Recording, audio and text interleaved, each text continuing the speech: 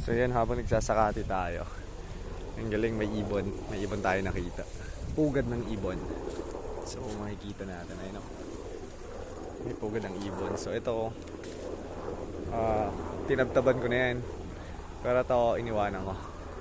So bubuhayin natin ibon na yan. Hindi natin papatayin. So para makapisa, check natin itlog. Halina, andito yung nanay.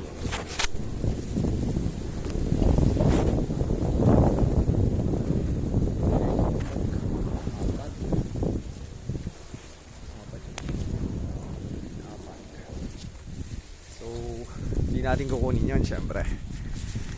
Sana mapisaan ng nanay.